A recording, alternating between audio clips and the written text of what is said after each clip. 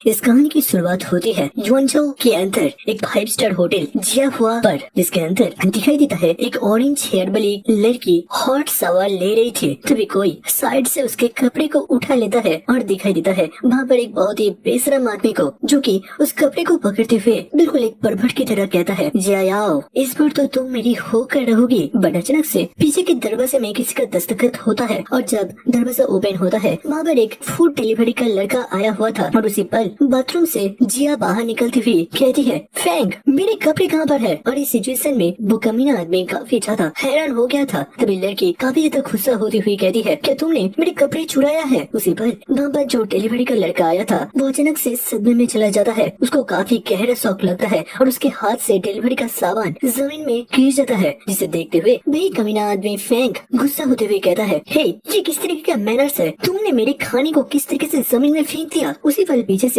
वही लड़की हैरान होते हुए कहती है, हनी तुम यहाँ पर क्या कर रहे हो। जो सुनते हुए उस कमीने आदमी को समझ में आता है ये डिलीवरी का लड़का असल में और कोई नहीं बल्कि इसी जिया का पति है। और वो एक मॉकिंग स्माइल देते हुए कहता है, तो जिया तुम असल में इसी के बारे में बात कर रहे थे, जो कि असल में बस एक डिलीवरी बॉय है। और वो मन मन सोचता है, सच में मेरे को नहीं लगा था इत्तेफाक से जिया के हस्बैंड खुद ही इसे देने के लिए चला आएगा। वही दूसरी तरफ इस सिचुएशन को देखते हुए हमारा हीरो गुस्सा होते हुए कहता है, जिया वांग ये सब क्या है, मेरे साथ तुम्हारी शादी हुए गए 3 साल हो चुका है और तब से लेकर मैं तुम्हारी फैमिली को संभाल रहा हूँ, खाना हो, घर पहुँचना हो, लोगों की बातें सुनना हो, मैंने सब कुछ किया। बट मैंने तुमको कभी ठगा नहीं था। इस 3 साल के अंदर मैंने कभी तुम्हारे हाथ तक भी टच नहीं किया। मैं हमेशा घर के अंदर फ्लोर में सोता था और मेरे को हमेशा से लगता था तुम एक नोबल लेडी हो। बट अभी तुम किसी दूसरे आदमी के साथ घूम रहे हो, तुम ऐसा मेरे साथ कैसे कर सकती हो। भाई वो लड़की इस सिचुएशन में फंसकर काफी ज्यादा स्टंट रह जाती है। फिर एक मॉकिंग स्माइल देते हुए कहती है,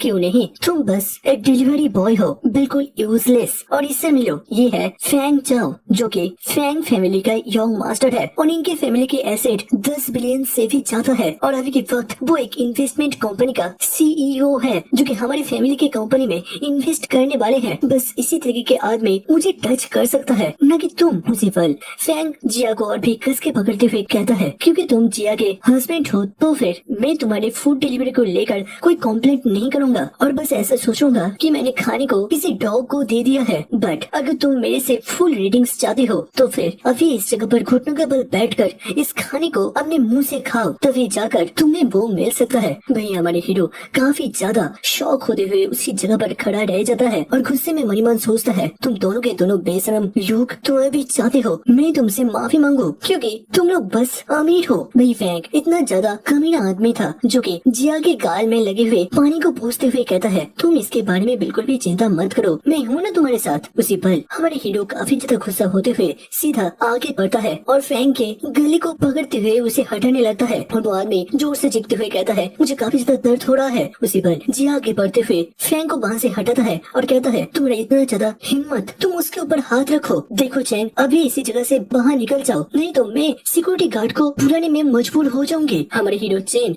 ये सुनते हुए काफी ज्यादा परेशान हो जाता है और उसे अतीत के कुछ बातें याद आते हैं, जहाँ पर उसे पहली बार ये पता चला था कि वांग जिया उसका फियोंसे बनने वाली है और उसके दादाजी इस मैरिज का अरेंजमेंट करा है। फिर एक दिन वो गाड़ी में घूमते हुए पहली बार जिया को कॉलेज से आती हुई देखता है और मन में सोचता है कि वो इसी के साथ अपने पूरे जीवन खुशखुशाली के साथ बिताएगा। बट लगता है ये उसका कोई सपना था जो कि अब पूरी तरीके से टूट चुका है। और फिर वो वहाँ से गुस्से से जाते हुए कहता है, जिया मैं बस आशा करूंगा तुम अपने इस डिसीजन को लेकर रिग्रेट नहीं करोगे। वही पीछे से जिया चीखते हुए कहता है, क्या रिग्रेट? मेरी जिंदगी का सबसे बड़ा रिग्रेट है, मैंने तुम्हारे जैसे एक ओर्थलेस गाय से शादी किया। कुछ टाइम के बाद चैन अपने डिलीवरी बाइक से निकल पड़ता है और तभी अचानक से एक कॉल आता है। चैन रिसीव करते हुए कहता है, हाँ हेलो, आप टोमेटो डिलीवरी से बात कर रहे हैं, मैं आपका किस तरीके से मदद कर सकता हूँ, क्या आपका कोई पार्सल है? तभी दूसरी साइड से कोई बूढ़ा आदमी कहता है, हार्ड यंग मास्टर, आपके 3 साल का वांग फैमिली के अंदर घर जमाई बनकर रहने का ट्रायल अब ऑफिशियली आज खत्म होने वाला है और अब से आपका एक नया ट्रायल शुरू होगा जो कि बिजनेस वाला होगा। आपके दादाजी ने ऑलरेडी हुआसैंग ग्रुप को खरीद लिया है, जिसका कि आप चेयरमैन मैन बनकर इस बिजनेस ट्रायल को देने वाले हैं। चैन हामी भरता है और तभी ओल्ड आदमी पूछता है, वैसे आपके दादाजी पूछ रहे थे आपके साथ आपके फियोंसे के कैसा रिश्ता चल रहा है, क्या उनको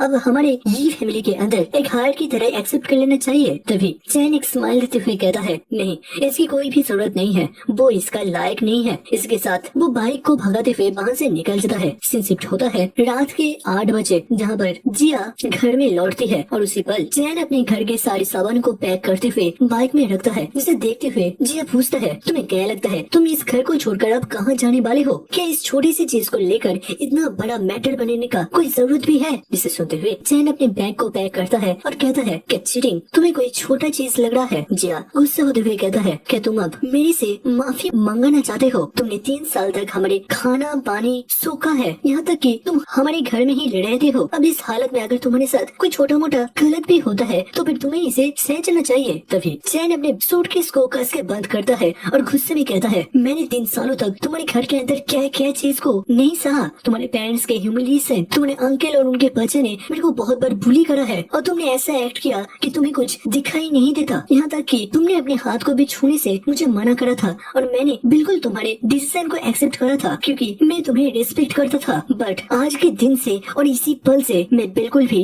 और नहीं सहूंगा और जिया मुझे तुमसे डिवोर्स चाहिए। जो सुनते हुए जिया बहुत ही ज्यादा शॉक हो जाती है और दूसरी पल वो गुस्सा होते हुए कहती है ये चैन तुम्हारा इतना ज्यादा दुस्साहस, तुम मुझसे इस तरीके से बात करो। मैंने तुमको पहले ही कहा था कुछ ढंग का काम कर लेने के लिए, मैंने तुमको बार बार वार्न करा था बट तुमने मेरे इशारों को बिल्कुल भी नहीं समझा। और एक बात याद रखना, मुझसे तलाक लेने के बाद ना तो मेरे इस बड़े से लग्जरी अपार्टमेंट के अंदर रह पाओगे ना हमारे लग्जरी कार्स को चला पाओगे। चैन एक स्माइल लेते हुए कहता है लग्जरी गाड़ी लग्जरी घर मेरे को किसी भी चीज का बिल्कुल भी जरूरत नहीं है। जिया गुस्सा होते हुए कहती है ठीक है तो फिर चलो इसे करते हैं। पता नहीं उस टाइम मेरी दादाजी को तुम्हारे अंदर क्या दिखा था और उसने क्या सोचकर तुम्हारे जैसे एक लूजर से मेरा शादी करवा दिया। हमारी वांग फैमिली इस देश के अंदर कम से कम हजारों करोड़ों का एसेट रखता है और मेरा शादी करवा दिया तुम्हारे जैसे एक गरीब इंसान से जो कि बिल्कुल भी मुझे डिजर्व नहीं करता। वही चैन कहता है ठीक है तो फिर कल के सुबह ही हम लोग कोर्ट पर चलेंगे। उसी पल लड़की घूमते हुए कहती है कल तो नहीं होगा क्योंकि कल मेरे ग्रैंड माँ का 80 साल का जन्मदिन है और उसी जगह पर मेरा पूरा फैमिली गैदर होने वाला है, वो भी सुबह के 10 बजे के पहले से। और इसके अलावा हमारी शादी का डिसीजन मेरा नहीं बल्कि मेरे फैमिली का था, तो फिर तुमसे तलाक लेने के पहले मुझे उनसे बात करना पड़ेगा। बेचैन कहता है ठीक है तो फिर अपने फैमिली को अच्छी तरीके से समझा देना और मैं तुम्हारे कॉल का इंतजार करूंगा। जिसके साथ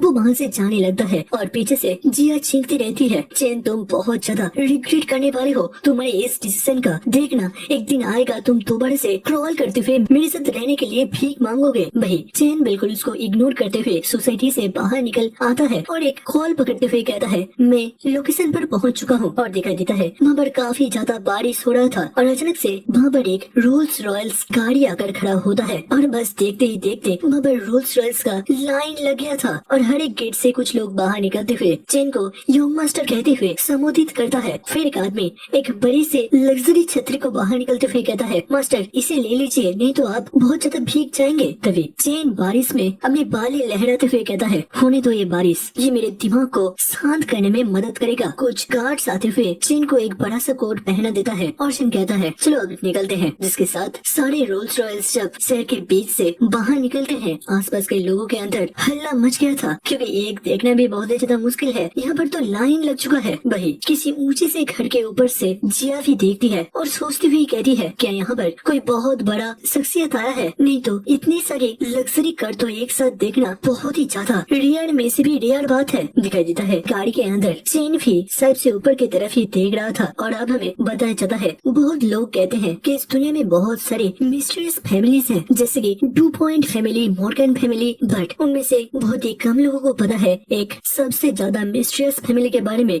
जिसका नाम है ये फैमिली। इनकी फैमिली के एसेट्स कई $100 बिलियन के हैं बट इनके बावजूद इनके फैमिली के लोग अपने आप को काफी ज्यादा हम्बल रखते हैं। इनके नाम रिचेस्ट के लिस्ट में भी कभी देखा नहीं जा सकता। कुछ ही पल में चैन एक जगह पर आता है और उसके सामने एक हेलीकॉप्टर वेट कर रहा था। फिर चैन उस हेलीकॉप्टर में चढ़ता है और हमें अब ये फैमिली के बारे में बताया जाता है जो कि दूसरे किसी भी फैमिली से बिल्कुल अलग है। यहाँ में जन्म लिए गए बच्चों को बस 3 साल की उम्र से पियानो, वायोलिन चलाना, मार्शल आर्ट सीखना और 18 साल होने तक 4 साल के बिजनेस की डिग्री को भी अमेरिका से कंप्लीट करना पड़ता है। जिसके साथ साथ उनके कैरेक्टर को बिल्ड करने के लिए फैमिली के एल्डर्स की तरफ से उन लोगों का टेस्ट या फिर ट्रायल लिया जाता है। और ऐसे ही आज से करीबन 3 साल पहले चैन याद करता है कि उसके दादाजी ने कहा था मैंने वांग फैमिली से तुम्हारी शादी का बंदोबस्त करा है है जो कि यानचू के अंदर एक सेकंड क्लास का फैमिली है और तुम वहाँ पर बिल्कुल एक आम से लड़के बनकर जाओगे। और हाँ, याद रखना किसी भी हालत में किसी भी तरीके से तुम अपने रियल आइडेंटिटी को बिल्कुल भी दूसरों के सामने उजागर मत करना, नहीं तो तुम इसमें फेल कर जाओगे। चैन हमें भरता है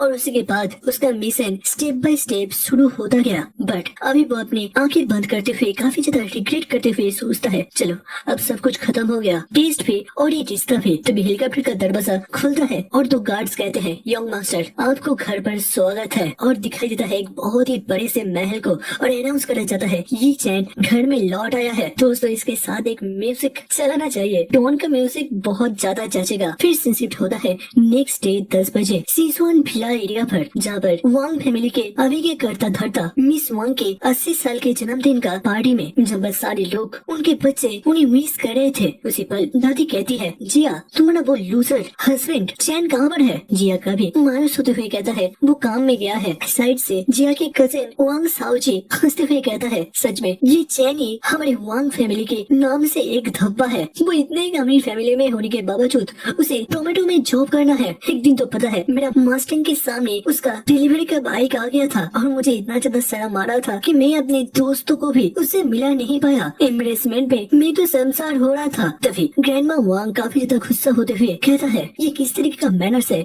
उसे जल्दी से जल्दी कहो यहाँ पर आने के लिए। इसके साथ साथ उसका टॉकी भी घुर्राने लगता है। जिया मायूस होते हुए कहती है, ग्रैंडमा असल में वो इसलिए नहीं आया क्योंकि हम लोग तलाक लेने वाले हैं। जो सुनते हुए उसके दादी गुस्से में चीखती हुई कहती है, तुम्हें इसका परमिशन किसने दिया? तुम्हें नहीं पता तुम्हारी शादी तुम्हारे गुजरे गए दादाजी ने अरेंज करवाया था। तभी जिया काफी ज्यादा इनोसेंट बनती हुई घुटनों के बल बैठ जाती है और रोती हुई कहती है, ग्रैंडमा मैं किस तरीके से मेरे गुजरे गए ग्रैंडपा के ख्वाहिश को इस तरीके से ठुकरा सकता हूँ, बट आपको नहीं पता ये चैन बहुत ज्यादा दूर जा चुका है। वो किसी और लड़की से अपना रिश्ता बना रहा है। वही जिया मनी मन सोच रही थी, मैं इनको असली बात बिल्कुल भी नहीं कह सकती, इससे हमारी फैमिली की रेपुटेशन खराब हो सकता है। और वैसे भी मैंने नहीं बल्कि ये चैन ने खुद मेरे से तलाक मांगा था, तो फिर दोषी तो वही हुआ ना। वही उसका ग्रैंड माँ काफी ज्यादा गुस्सा होती हुई कहती है, क्या कहा तुमने? उस जानवर ने 3 साल तक हमारा खाना खाया, हमारे पानी पिया, हमारे घर में सोया और उसी के बाद तुम्हारे लिए लॉयल तक नहीं रह पाया। वही साइड से जिया का भाई आते हुए कहता है, जिया देखो गुस्सा मत करना, बट दोस्त तो तुम्हारा ही है। तुमने 3 सालों तक उसको अपने से बहुत ही दूर रखा, वो भी शादी के बावजूद। तुम हमेशा से तो यही चाहती थी कि एक चैन किसी दूसरी लड़की की तरफ चला जाए और तुम्हें तलाक मिल जाए, जिससे कि तुम किसी अमीर इंसान से शादी कर सको। बट वो इडियट लड़का ये छोटा सा ट्रिक भी समझ नहीं पाया। क्या ये बुद्धू है? भाई वो ग्रैंडमा काफी ज्यादा गुस्सा होती हुई चीखती हुई कहती है,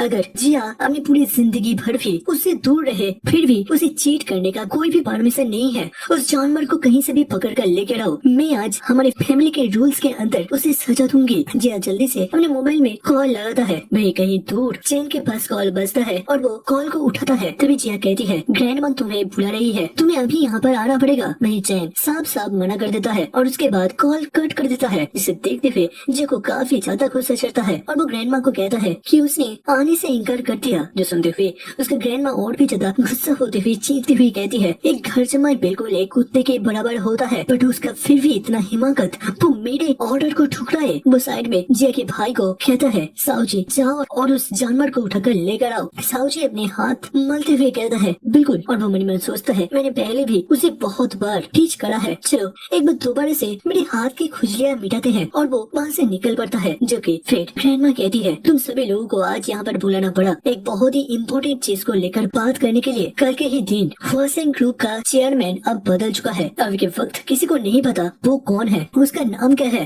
बट हमारे डिंगचेंग रियल एस्टेट हमेशा हुआसेंग ग्रुप के साथ कोलैबोरेट करते हुए अपना काम करता है। और इसके अलावा हम लोगों ने हुआसेंग के साथ करोड़ों का डील करने वाले हैं, जो कि अभी तक पेंडिंग में है। हमें जल्द से जल्द उनके सीईओ के साथ एक अच्छा रिलेशन बनाना पड़ेगा। और अभी के वक्त यही हमारे वांग फैमिली का सबसे बड़ा प्रायोरिटी है। वैसे से होता है दोबारा से चैन के पास एक गार्ड कहता है, योंग मास्टर आप दोबारा से डिलीवरी के कपड़े क्यों पहन रहे हैं? तभी चैन एक स्माइल देते हुए कहता है, मेरा ट्रायल तो खत्म हो चुका है, बट कंपनी के साथ कॉन्ट्रैक्ट के अंदर आज का दिन मेरा लास्ट डे है, तो फिर जिस चीज को मैंने एक बार शुरू करा था उसे मुझे ऐसे अधूरा भी नहीं छोड़ना है। इसके साथ साथ वो मनी मन सोच रहा था, अभी के वक्त मेरी आइडेंटिटी को पूरी तरीके से रिवील करने का बिल्कुल भी जरूरत नहीं है। पहले दूर से रहते हुए सारी सिचुएशन को और अपने दुश्मन को गौर से ऑब्जर्व करने का जरूरत है। तभी दिखाई देता है शहर के अंदर से एक गाड़ी बहुत ही तेजी से भाग रहा था, जिस जिसको की सेओजी चला रहा था और वो मोबाइल में चैन को कॉल लगाते हुए कहता है, वही चैन कहाँ पर है तू? मैं चैन की तरफ से एक जगह का लोकेशन के बारे में बताया जाता है। वही सेओजी एक क्रीपी स्माइल देते हुए कहता है, ठीक है उसी जगह पर इंतजार करो, मुझे तुम्हारे साथ कुछ इम्पोर्टेंट बात करनी है। और कुछ ही पल के अंदर चैन की स्कूटी के साइड में एक गाड़ी आकर रुकता है और उसके अंदर सेओजी था, जो कि अपने विंडो के ग्लास को नमाते हुए कहता है, ग्रैंडमा तुम्हें बुला रहे हैं, जल्दी से जल्दी गाड़ी में चढ़ो। चैन गुस्सा होते हुए कहता है, अगर तुम्हारा दादी मेरे सामने भीख भी मांगे जिया के लिए तो फिर भी मैं अपनी डिसीजन को नहीं बदलने वाला, मुझे उससे तलाक चाहिए। भाई सेओजी हंसते हुए कहता है, क्या पकड़े हो ग्रैंडमा, वो भी तुमसे भीख मांगेगा? अरे तुम दादी माँ के पास ही तो चलो, तुम्हें वो अच्छी तरीके से सबक सिखाएगी। चैन जब इसके कारण के बारे में पूछता है, सेओजी जिया के द्वारा कहा गया चीटिंग एलिगेशन के बारे में बताता है और भी कुछ भला बुरा सुनाने लगता है, जो सुनते हुए चैन अपने हेलमेट को उतारता है और कहता है कि सच में ये सभी बातें जिया ने कहा। फिर वो जोर जोर से हंसने लगता है, जिसे देखते हुए सुअनजी काफी ज्यादा हैरान हो रहा था। भाई चैन मन मन सोचता है, जाओ सच में तुम इतना ज्यादा नीचे गिर जाओगे, मैंने कभी नहीं सोचा था, तुमने मेरे सब्र का इम्तिहान ले लिया है। वही दूसरी तरफ सुअनजी को काफी ज्यादा अजीब लग रहा था। वो मन मन सोचता है, पता नहीं क्यों बट आज के दिन इस चैन का ऑरा और टेम्पर कुछ अलग ही लग रहा है। उसकी आंखों के अंदर भी अभी वो डर मुझे बिल्कुल भी नहीं दिखाई दे रहा, बट ऐसा कैसे हो सकता है? फिर वो गुस्सा होते हुए चीखते हुए कहता है, ओए जल्दी से जल्दी गाड़ी में उठो। उसके बाद होटल के दरवाजे के सामने जाकर अपने घुटनों के बल नील डाउन होकर बैठे रहना, जब तक ना मेरी दादी की बर्थडे का पार्टी खत्म होता है। और मेरी मानो दादी मैं तुम्हें साहब से माफ कर देंगी और उसके बाद तुम डिवोर्स को लेकर भी उनके साथ बात कर लेना। भाई चैन काफी ज्यादा कोल्ड होते हुए कहता है, मैंने पहले बता दिया था कि मैं यहाँ से कहीं पर भी नहीं जाने वाला। सुअनजी काफी ज्यादा गुस्से में अब गाड़ी से बाहर निकलता है और कहता है, लगता है तुम्हारे आज गालों में काफी ज्यादा खुजली उतरा है, रुको मैं तुम्हारी खुजली ठीक कर देता हूँ। जिसके साथ वो चैन के ऊपर एक घूंसा मारने के लिए आगे बढ़ता है, बट चैन अपनी गाड़ी को घुमाते हुए सुअनजी के ही गाल में एक किक लगा देता है, जिससे कि सुअनजी को काफी ज्यादा चोट लगता है और उसका चेहरा लाल पड़ जाता है।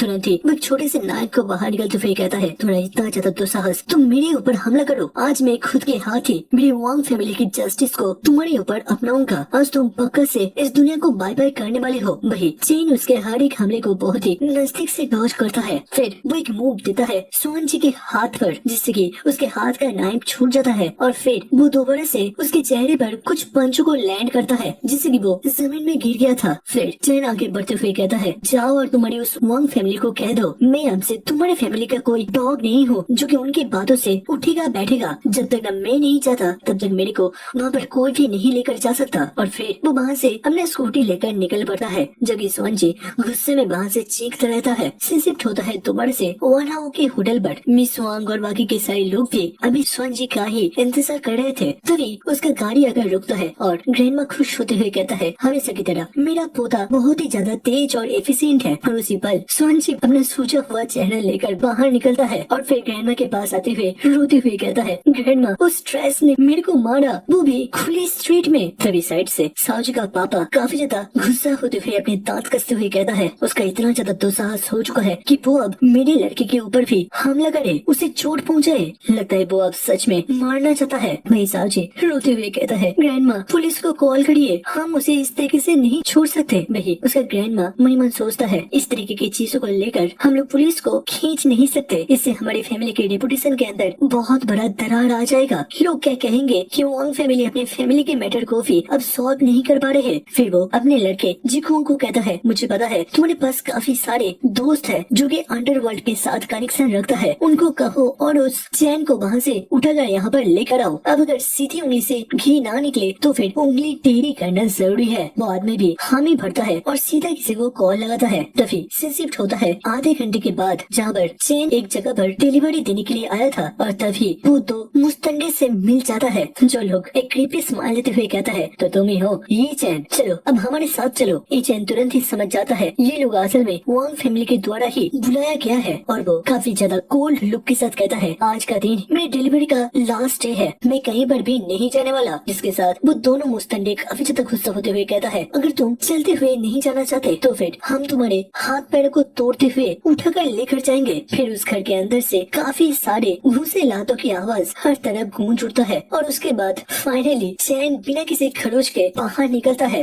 बट उसी पल वहाँ पर एक मुस्तंडा अपने आप को संभालते हुए चैन के ऊपर हमला करने के लिए आगे बढ़ता है, बट दूसरे ही पल चैन अपने हाथ को घुमाते हुए उसे दोबारा से पीछे फेंक देता है, जिसके साथ उसका डिलीवरी बॉक्स छूट गया था वो जमीन में पड़ने से पहले उसे पकड़ लेता है और हाथ छोड़ते हुए कहता है, चलो बढ़िया, अगर ये खाना गिर जाता तो फिर मेरा रेटिंग्स खराब हो जाता। चलो अब बस मेरा एक ऑर्डर बाकी है। और वो गाना गाते हुए वहाँ से निकल पड़ता है। सीन दोबारा से शिफ्ट होता है वानाओ के होटल पर, जहाँ पर जिया का पापा काफी ज्यादा परेशान होते हुए कहता है, मम्मी वो अंडरवर्ल्ड के लोगों को भी चैन ने क्रिपल कर दिया है और वो लोग भी चैन को नहीं ले आ पाए। जो सुनते हुए मिस वांग काफी ज्यादा गुस्सा होता है और उसके गोद में वो डॉगी भी जोर जोर से भौंकने लगता है। मिस वांग गुस्सा होते हुए कहता है कि यहाँ पर ऐसा कोई भी नहीं है जो कि उस जानवर को हैंडल कर सके। मेरे आसपास के लोग भी अब बात करने लगे थे। हमें नहीं लगा था वो फालतू सा जिया का पति कोई मार्शल आर्टिस्ट होएगा, नहीं तो इतने सारे प्रोफेशनल लोगों को तो इस तरीके से संभाला नहीं जा सकता। अचानक से वहाँ पर एक बूढ़ा आदमी आते हुए कहता है, मैडम जी मिस्टर कुनमा आया है जो कि वांचाओ के शहर के अंदर टोमेटो डिलीवरी का हेड है। उसी पल जिया के पापा पास आते हुए कहता है, मम्मी ये असल में ये चैन का बॉस है। और वो कुछ फुसर फुसर करते हुए एक आइडिया देने लगता है और तभी वहाँ पर कुनमा आ पहुँचता है एक गोल्डन कलर के बॉक्स को बर्थडे प्रेजेंट बनाते हुए, जो कि असल में एक जूस का बटल था जो कि बहुत ही ज्यादा कीमती था। जिसके साथ वो ग्रैंड माँ उसे धन्यवाद कहता है, बट वो अपने चेहरे को काफी ज्यादा मायूस कर लिया था। जिसे देखते हुए वो आदमी उसके बुरी मूड के कारण के बारे में पूछता है। वही वो ग्रैंड माँ ढोंगी बनते हुए ऐसा प्रिटेंड कर रहा था कि वो इस सिचुएशन को अवॉइड करना चाहता है और ये बिल्कुल ही उसके फैमिली का इंटरनल मैटर है। तभी सोन जी के पापा उस आदमी के कान में खुशफुसाते हुए ईचन के बारे में सारे सिचुएशन को उसे एक्सप्लेन करता है। जिसे सुनते हुए मिस्टर कुनमा काफी ज्यादा हैरान होता है और कहता है, क्या एक घर जमाई का इतना ज्यादा हिमाकत कि उसने बस चीटिंग ही नहीं किया बल्कि उसने नेक्स्ट होने वाले फैमिली के हायर्ड यंग मास्टर को भी चोटिल करने का दुस्साहस करा है। पता नहीं ये किस तरीके का लड़का होगा जो कि वांग फैमिली को इस तरीके से सिर दर्द दे सकता है। मैं सच में काफी ज्यादा बुरा फील कर रहा हूँ। अगर योनचो के अंदर कोई अच्छा खासा कनेक्शन मेरा होता तो मैं जरूर से उस जानवर को शिक्षा देने में मदद कर पाता। तभी जिया का पापा कहता है, नहीं नहीं बॉस कौन, आप सही में हमारी मदद कर सकते हैं। वो कमीना लड़का असल में आपका ही एक एम्प्लॉई है। वो टोमेटो कंपनी में एक डिलीवरी बॉय का काम करता है। और ये चीज जानने के बाद वो आदमी एक स्माइल देते हुए कहता है, प्रेसिडेंट वांग अब बिल्कुल भी चिंता मत करिए, तो फिर मैं इस मैटर को पूरी तरीके से संभाल लूंगा। वो किसी को कॉल करते हुए कहता है, काई अभी और इसी वक्त ये चैन नाम के किसी एम्प्लॉई हमारे साथ काम करता है, उसके आईडी और लोकेशन को मेरे पास भेज दो। जिसके साथ साथ उसे एक इमरजेंसी ऑर्डर दो वानाओ ग्रैंड होटल पर डिलीवरी करने के लिए। पीछे से सुअन जी का पापा बस इस सिचुएशन का मजा ले रहा था और बस कुछ ही मिनटों के अंदर चैन अपने स्कूटी लेते हुए होटल के सामने पहुंच जाता है। फिर वो कॉल करते हुए कहता है, मिस्टर कून आपका डिलीवरी आ चुका है। वैसे वानाओ होटल के अंदर डिलीवरी बॉयज को अंदर जाने नहीं दिया जाता, तो फिर प्लीज बाहर आइए और अपने डिलीवरी के सामान को लेकर जाइए। भाई कुनमा ये सब कुछ सुनते हुए एक स्माइल देता है और कहता है, ठीक है उसी जगह पर इंतजार करो, हम लोग आ रहे हैं। और चैन को तुरंत ही समझ में आ जाता है कि इसी जगह पर वांग फैमिली का बर्थडे का पार्टी चल रहा है, तो फिर शायद से ये उनका ही कोई चाल हो सकता है। भाई बॉस कौन ग्रैंडमा की तरफ देखते हुए एक स्माइल देता है और कहता है, तो चलिए वो होटल के दरवाजे के पास ही है। भाई चैन धीरे धीरे सिचुएशन को समझने का कोशिश कर रहा था। तभी वो सामने से मिस्टर कून और वांग फैमिली के सारे लोगों को आते हुए देख पाता है और मन मन सोचता है, लगता है मैं इनके ट्रैप में आकर फंस गया। और बॉस कौन बस आते ही चीखते हुए कहता है, अभी और इसी वक्त तुम अपने कपड़े को उतार दो और अपने बैच को भी हमारे हवाले कर दो। भाई चैन हैरान होते हुए कहता है, और तुम ये भूलने वाले होते कौन हो? सुअन जी बॉस्कोन का इंट्रोडक्शन करवा देता है। भाई बॉस्कोन अपने पावर को और भी ज्यादा दिखाने के लिए किसी से कॉल करते हुए कहता है, रुको मैं अभी तुम्हें तुम्हारी औकात दिखाता हूँ। तुम्हें जिसने हायर करा था वो बस अभी तुम्हें कॉल करेगा। और बस बोलने के साथ ही चैन का मोबाइल बजने लगता है और उसका मैनेजर काय चीखते हुए कहता है, ये चैन तुम कर रहे हो? तुमने हमारे प्रेसिडेंट को ऑफेंड कर दिया है और उसने ऑलरेडी तुम्हें हमारी कंपनी से बाहर निकल दिया है। भाई चैन मनी मन सोचता है, मैंने अपने मिशन को अच्छी तरीके से कंप्लीट करने के बारे में सोचा था, बट अब इस कमीने आदमी ने पूरे मिशन का कबाड़ा बना दिया। भाई वो बॉस को गुस्से में चीखते हुए कहता है, मैंने कहा अपने कपड़े उतारो, तुमको कंपनी से बाहर निकाल दिया गया है और तुम अब इस डिलीवरी बॉय के कपड़े को पहन नहीं सकते। वो असल में हमारे लड़के को इंसल्ट करना चाहता था, बट चैन इससे नहीं डरता और वो तुरंत से अपने डिलीवरी बॉय के कपड़े को उतारने लगता है। वही वांग फैमिली के लोगों को तो काफी ज्यादा मजा आ रहा था। वो लोग सिचुएशन को रिकॉर्ड करते हुए सौजी के पापा हंसते हुए कहता है, तुमने अभी कुछ टाइम पहले मेरे लड़के को मारने का दुस्साहस करा था, अब कहाँ गया तुम्हारा वो एरोगेंस? तभी चैन कपड़े को फेंकते हुए कहता है, तो बॉस कौन, मैंने सुना है आपकी एजेंसी बस इसी साल टोमेटो कंपनी से अपने कॉन्ट्रैक्ट को दोबारा से रिन्यू करने वाला है ना? बॉस कौन हैरान होते हुए कहता है, पड़े ना पड़े तुम्हें क्या? और वो मनी मन सोच रहा था इसको इसके बारे में पता कैसे चला। वही चैन एक स्माइल देते हुए कहता है, ठीक है अब तुम्हें कैपिटल में जाकर तुम्हें रिनॉल को लेकर डिस्कशन करने का बिल्कुल भी जरूरत नहीं है। तुम्हारी एजेंसी को और इसका कॉन्ट्रैक्ट बिल्कुल भी नहीं मिलने वाला। बॉसमैन गुस्सा होते हुए चीखते हुए कहता है, तुम होते कौन हो ये बोलने वाले? तुम्हें पता भी है टोमेटो कंपनी के सीईओ से मेरा कितना गहरा रिश्ता है। तभी ग्रैंडमा जोर से चीखते हुए कहता है, एचएन मॉन्स्टर कहेंगे, अपनी घुटनों के बल अभी के अभी बैठ जाओ। आज मैं मेरी पूरे फैमिली और गेस्ट के सामने तुम्हें हमारे फैमिली के पनिशमेंट और रूल से सजा दूंगा। तुम दो चीज के लिए दोषी हो। पहला, तुमने हमारी पोती जिया को धोखा दिया है और दूसरा, तुमने मेरी पोते को पीटा है। वही चैन एक स्माइल देते हुए कहता है, वैसे किस लिए मैं तुम्हारे सामने घुटनों के बल बैठूं? और वो मन ही मन सोच रहा था, बुढ़ा कहीं की सपना देखना अच्छी बात है, बट इस तरीके से दिन के उजाले में देखना थोड़ी ही ठीक है। वही मिस वांग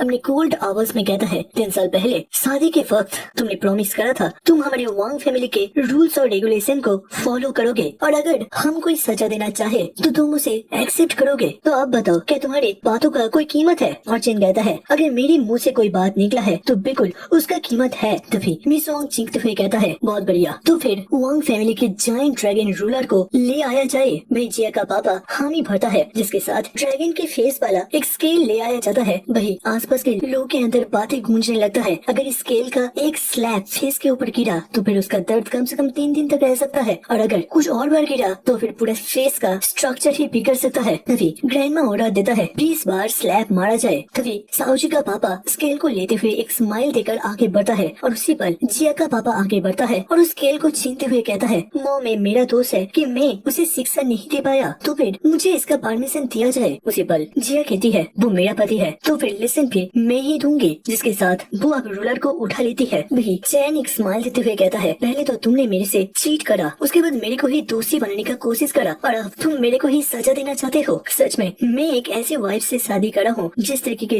लड़की हजारों सालों में बस एक बार पाया जाता है। वही जिया कुछ भी नहीं बोलती और फिर कहती है, ईचन मेरा पति है जिसके कारण से उसे सजा देने का हकदार बस मैं ही हूँ। जिसके साथ वो मन ही मन सोचता है, अगर मेरे सामने कोई ईचन को मारेगा उसका सीधा सा मतलब है दूसरे तरीके से वो मेरे ऊपर ही वार कर रहा है और ऐसा मैं किसी को करने कैसे दे सकता हूँ। और उसी पर शिवजी स्केल को छीन लेता है और कहता है, ईचन जानवर कहीं के तुमने मेरे को मारा था ना, अब मैं तुम्हारे फेस का वो हालत करूंगा कि तुम्हें कोई पहचान नहीं पाएगा। बट तभी चैन उसके हाथ को पकड़ लेता है और फिर जोर का एक थप्पड़ सीधे शिवजी के फेस पर लैंड करता है। आसपास के फैमिली के लोग मन सोचता है, अरे जरा देखो, लग रहा है हम कोई ड्रामा देख रहे हैं, उसने वांग फैमिली के होने वाले हायर के फेस पर मारा। तभी वो ग्रैंडमा गुस्सा होती हुई कहती है, ओए लड़के, कि तुम्हें पता भी है इस जगह पर कितने सारी कंपनीज के सीईओ और बॉस और डायरेक्टर्स हैं, अगर तुम यहाँ पर कुछ भी उल्टा सीधा करते हो तो फिर सीधा यहाँ से अरेस्ट होकर जेल की चक्की पीसने के लिए चले जाओगे। भाई चैन सारे गेस्ट को पॉइंट करते हुए कहता है, आप सभी लोगों ने यहाँ पर देखा है, मैं नहीं बल्कि वांग सेजी ने ही पहले मेरे ऊपर हमला करने का कोशिश करा था और मैं तो बस अपनी सेल्फ डिफेंस कर रहा था। साइड से किसी कंपनी का बॉस कहता है, हाँ बात तो ठीक है, बट कुछ टाइम पहले तुमने वांग फैमिली के जस्टिस को भी एक्सेप्ट करा था, तो फिर अब तुम अपनी बातों से कैसे मुकर सकते हो? तभी चैन कहता है, हाँ मैंने बिल्कुल माना है, बट उसके पीछे एक शर्त है, अगर मैं कोई गलत काम करता हूँ तभी मैं इसे एक्सेप्ट करूंगा। ग्रैंडमा अपने पोते को पकड़ते हुए गुस्से से चीखते हुए कहता है, तुमने जिया को चीट करा और मेरे पोते को मारा, क्या इतना रीजन काफी नहीं है? चैन गुस्से में चीखते हुए कहता है, इन 3 साल मैंने जिया के लिए अपना सब कुछ उजागर कर दिया, बट मैंने नहीं बल्कि आपके पोते ने मेरे से चीट करा है और मैंने कल के रात फेंग साओ के साथ एक होटल में उसको हाथों हाथ पकड़ा है। वहाँ बस सारे गेस्ट और लड़कियों के बीच बातें छिड़ जाता है। क्या फेंग चाओ सच में वो बहुत ही ज्यादा हैंडसम है और वो काफी ज्यादा राइस फैमिली से आता है। अगर देखा जाए तो फिर फेंग फैमिली के साथ वांग फैमिली ही सबसे ज्यादा सूट करता है। बट बुरी बात, हम लोगों ने युंजू के जो सबसे ज्यादा खूबसूरत परी के बारे में सोचते थे, लगता है उसका कैरेक्टर उतना भी कुछ खास नहीं है। दूसरी तरफ से जिया काफी ज्यादा शर्माते हुए चीखती हुई कहती है, ग्रैंडमा आप इसके बात के ऊपर गौर मत करिए, ये सब कुछ झूठ कह रहा है। मैं कल के दिन फेंग चाओ के साथ एक बिजनेस की डिस्कशन करने के लिए गया था। यहाँ पर सारे लोगों को पता है वो लोग हमारे कंपनी में इन्वेस्ट करने वाले हैं और मैं उसी फाइनेंशियल चीजों को लेकर डिस्कशन करने के लिए गई थी। तभी साइड से चेन गुस्से में कहता है, क्या कोई बिजनेस की डिस्कशन करने के लिए प्राइवेट होटल में जाता है और उसके बाद बाथरूम में जाकर कपड़े भूल जाते हैं? क्या तुम्हें यहाँ पर सारे लोग पागल दिखाई दे रहे हैं? तभी अचानक से कोई कहता है, वो देखो यंग मास्टर फेंग आ रहे हैं, और तो कोई कहता है डेविल का नाम लिया और डेविल हाजिर दिखाई देता है। फेंग एक गिफ्ट के बॉक्स को पकड़ते हुए एक स्माइल देकर काफी जेंटलमैन बनते हुए आ रहा था और उसी पल जिया उसके पास जाते हुए कहता है, यंग मास्टर फेंग ये घर जमाए सभी के सामने ये प्रतीत करना चाहता है कि हम दोनों के बीच कोई रिश्ता है, प्लीज आप आगे बढ़िए और इन लोगों को बताइए कि हम लोग बस एक बिजनेस का डिस्कशन कर रहे थे। फ्रैंक जिया को बाहों में खींचते हुए कहता है, बिल्कुल इस कमीने चेन के बातों के ऊपर गौर फरमाने का बिल्कुल भी जरूरत नहीं है। हम दोनों बिल्कुल इनोसेंट हैं और कल के दिन मैंने कुछ डॉक्यूमेंट्स को मंगाया था जो कि इत्तेफाक से ये डिलीवरी बॉय देने के लिए आ गया था। फिर वो मनी मन सोचता है, सच में इस चेन के पास कुछ कर्ड्स है जो कि वो इतने सारे लोगों के सामने इस मैटर को उठाकर लेकर आया है। फिर वो घूमते हुए चेन से पूछता है, क्या तुम्हारे पास कोई फोटो या फिर वीडियो का एविडेंस है कि तुमने मेरे को जिया के साथ देखा था? फिर वो मनी मन सोचता है, उस वक्त चेन ने कोई भी मोबाइल बाहर नहीं निकला था और इसके अलावा मैंने होटल के अंदर के सारे वीडियोस और रिकॉर्ड्स को ऑलरेडी मिटा दिया है, तो फिर वो हमारे खिलाफ कोई भी एविडेंस को साबित नहीं कर सकता। चेन भी वहाँ पर चुपचाप रहता है और उसी पर फ्रैंक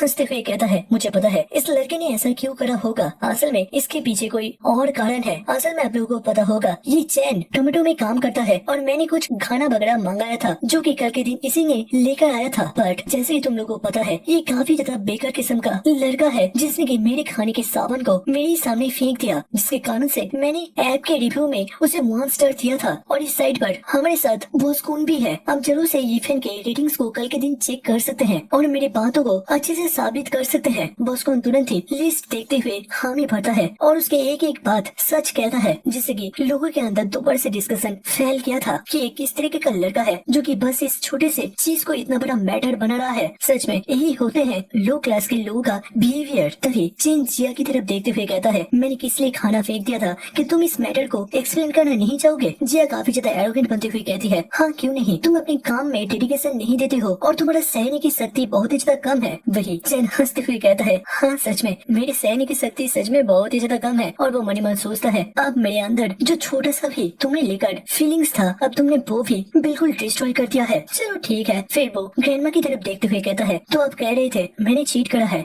क्या आपके पास इसको लेकर कोई एविडेंस है? उसका ग्रैंडमा अब जिया की तरफ देखता है। भाई जिया भी अपनी सीट हिलाते हुए ना में जवाब देता है, जिसके साथ ग्रैंडमा शांत होती है और कहती है, ठीक है अब जब यहाँ पर किसी के पास कोई भी एविडेंस नहीं है तो फिर इस मैटर को यहीं पर खत्म करते हैं। वैसे तुमने मेरे पोते को मारा, अब तुम इसके बारे में क्या कहना चाहोगे? चिन साफ साफ कहता है, उस जगह पर एक सिक्योरिटी कैमरा है, आप लोग वहाँ पर आराम से जाकर देख सकते हैं कि आपके पोते ने एक नाइफ का इस्तेमाल करते हुए मुझे फोर्स करा और मैं बस अपनी लाइफ को बचाने के लिए बस अपनी सेल्फ डिफेंस करा। अगर अब चाहे तो मैं एक पुलिस केस करते हुए सीधा आपके पोते को जेल में भेज सकता हूँ। मैं उसका ग्रैंडमा और उसका डॉगी जोर जोर से चीखते हुए कहता है, बहुत बढ़िया बहुत बढ़िया, तुमने 3 सालों तक हमारे पैसों से और कपड़े से पनपा और लगता है तुम अब काफी ज्यादा बड़े हो चुके हो, जो कि आज तुमने मेरे पोते के ऊपर हाथ उठाया, कल तो तुम मेरे को भी पीट सकते हो। चैन रिलैक्स होते हुए कहता है, मिस वांग मैं हमेशा से आपको रेस्पेक्ट करता हूँ और मैं इसे प्रॉमिस करता हूँ कि साओजी अगर मुझे फ्यूचर में प्रोवोक नहीं करता तो फिर मैं भी उसके विरुद्ध कोई भी ग्रजेस नहीं रखूंगा। फिर वो काफी ज्यादा साफ नजर देते हुए कहता है, वैसे मेरा बस एक रिक्वेस्ट है और मैं आशा करता हूँ आप इसमें राजी होंगे, मुझे जिया से तलाक चाहिए। ग्रैंडमा कपकपाते हुए कहता है, सुना तुमने सभी लोग, सुना तुमने, तुम लोगों को जैसे ही पता है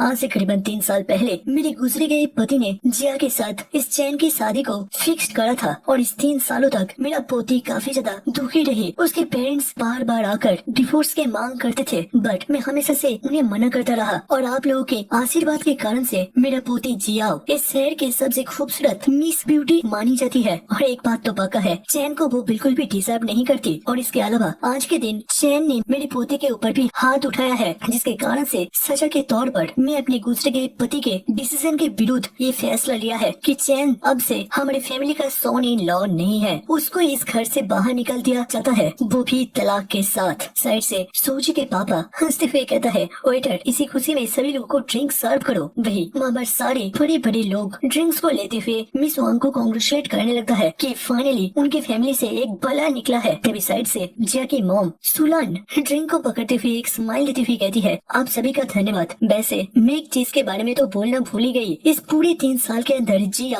चैन से दूर रहा, वो एक भी दिन एक बेड को शेयर नहीं करा था, जिसे कि जिया अभी तक बिल्कुल एक कुमारी मानी जा सकती है। इसे सुनते हुए जिया काफी ज्यादा शर्मा जाती है। तभी साइड से चैन एक स्माइल देते हुए साइड से एक जूस के ग्लास को उठाता है और मनी मन सोचता है, चलो मैंने तुमको बहुत ज्यादा अच्छी तरीके से ट्रीट करा था, अगर तुम बस एक प्रोडक्ट की तरह ट्रीट होना चाहते हो तो फिर जाओ, अब बड़े बड़े फैमिली के द्वारा तुम्हारे ऊपर बोली लगाया जाएगा। चलो देखते हैं तुम्हारी फैमिली तुम्हें कितने में बेचता है। वो जूस को उठाते हुए जिया को कांग्रेचुलेट करता है और कहता है, मैं आशा करता हूँ फ्यूचर में तुम्हें अपने औकात के मुताबिक पति मिलेगा। मैं जिया फिर भी काफी ज्यादा एरोगेंट बनते हुए कहता है, अगर इसी पल तुम घुटनों का बल बैठकर मेरे से भीख मांगो तो फिर मैं अभी भी ग्रैंड माँ से बोलकर उसके डिसीजन को बदला सकती हूँ। जेन एक स्माइल देते हुए कहता है, तुमने मेरे को धोखा दिया है तो फिर मैं घुटनों के बल बैठूं तो उसे भीख मांगो। वो जूस को नीचे की तरफ गिराते हुए कहता है, तुम इसके लायक नहीं हो। और पहली बार किसी से ठुकराने के बाद जिया का चेहरा देखने लायक था। और इसके साथ दोस्तों ये कहानी अपडेटेड हो चुका है। क्या लगता है चैन असल में किस तरीके के हिडन ड्रैगन निकलेगा, और जब वो